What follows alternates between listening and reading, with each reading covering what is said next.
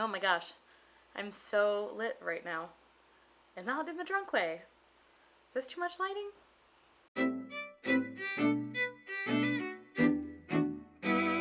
Hey friends, Vita Day 2, let's go. Today's question comes from Dr. Sarah Langworthy. She has a channel called Developmental Enthusiast where she talks about neurology and child psychology and development and grad school and fun stuff. So I will put the link to her channel down below and somewhere around here. Go check her out. She asks, what is your best go-to strategy for dealing with tantrums? And to answer this question, I am going to tell you a story. A couple of weeks ago, my 4.5-year-old was going through a rough time, shall we say. For whatever reason, be it she's going through a growth spurt, or she wasn't sleeping well for a while, or she just was feeling off and couldn't figure out her emotions, she was having tantrums quite a lot. And quite a lot for her means like 1 or 2 major tantrums a week, which is it was unusual. She's not usually the giant tantrum type. So here's what happened. I had just picked her up from preschool. She goes a couple of mornings a week just to get her used to school. And it was about 12:15 p.m. and we're coming back to the house to have something to eat for lunch. And we had had a minor disagreement in the car about, I don't know, it was like about a notebook or some pen that she wanted that she couldn't have or I didn't have with me or something or other. So obviously the energy between us was a little bit off anyway, and so we get out of the car and we're walking down the sidewalk and she's just in a horrible mood and just feels ridiculous. And so I kind of tell her, okay, we're going into the house, let's go have some lunch. And she starts screaming at me, no, no, I won't do that, no. And so while she's screaming no at me, no, I get down on her level. I tell her in a very calm way, this is not acceptable behavior. We need to go in the house and have some lunch. You will feel better when we have something to eat.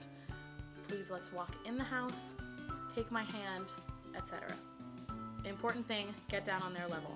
And that didn't seem to work at that moment, so I did what I do, and I picked her up and flung her over my shoulder to take her in the house. So at least she would be having a tantrum in the house and not on the street, and I could get lunch kind of started. And for all of you parents and caregivers out there, sometimes you do have to walk away from them a little bit. I don't really believe in timeouts for tantrums. I think sometimes we need to take space from each other for other things if we're mad at each other or somebody's misbehaving, but for tantrums specifically, I don't think that you should leave them on their own. Sometimes you do have to walk away from them a little bit to get some space from both of your energies. If you're feeling frustrated and they're feeling frustrated, it just feeds all of that negative energy.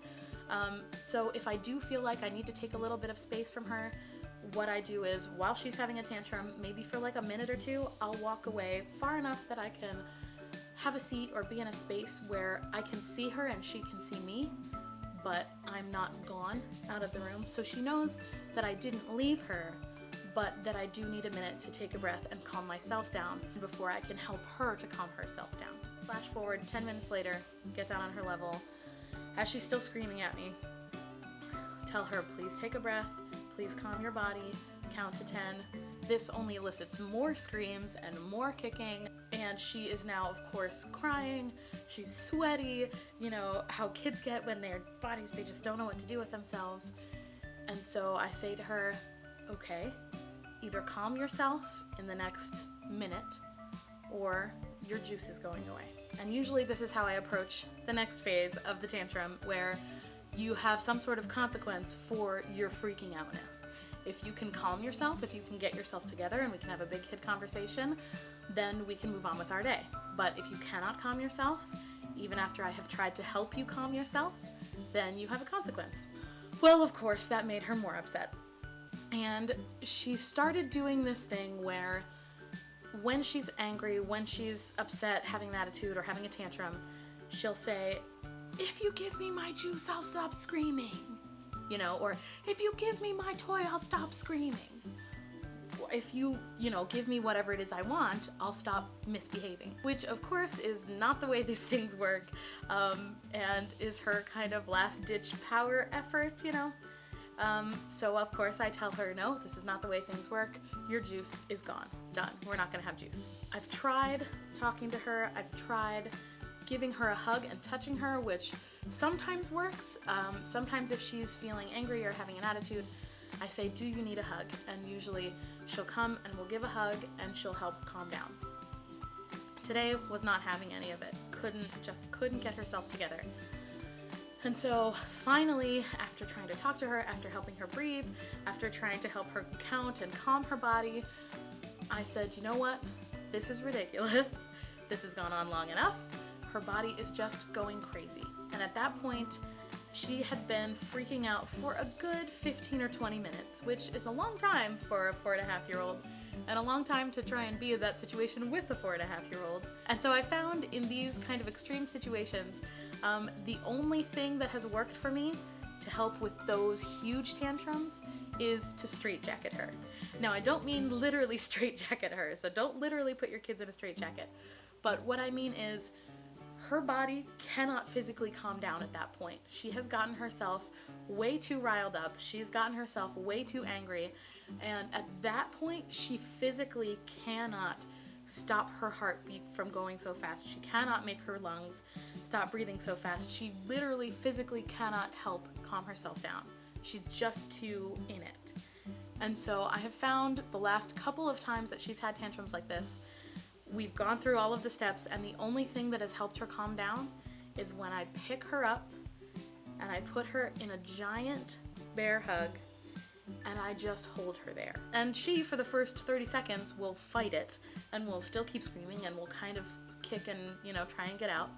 But after about 30 seconds or a minute of me just holding her, not as tightly as I can, but definitely with some pressure, and after about a minute, it helps her calm down. And the reason I do this is because I have a friend who's an early childhood autism specialist, and one of the things that they use in cases where their kids are feeling too out of their body and they can't calm themselves down is a weight blanket.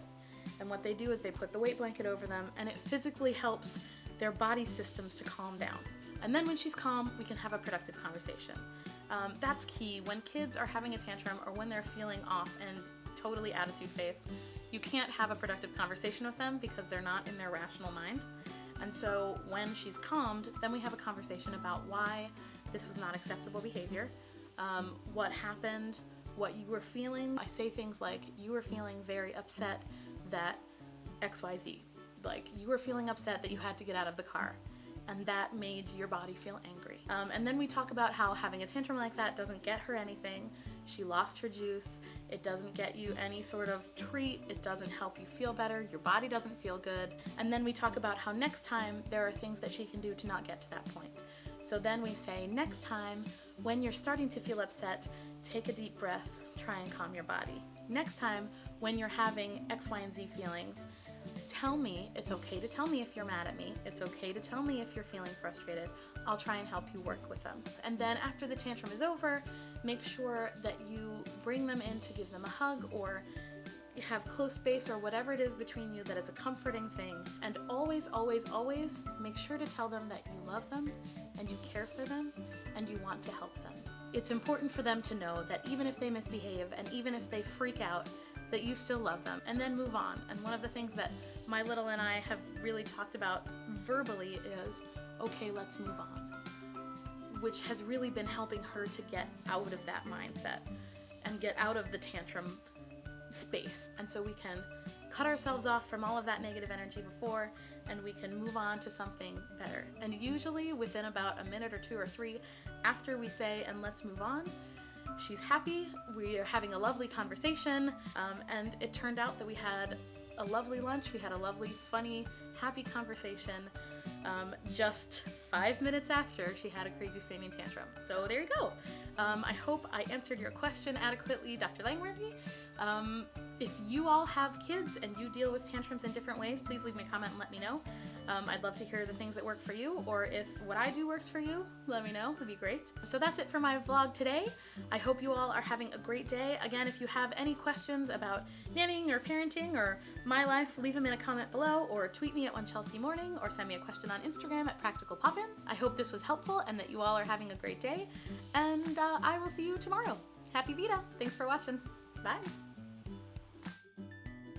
And you have to remember that when you're meeting other families and other kids, parents, people, that they have a completely different life experience than you, which I know sounds totally like duh,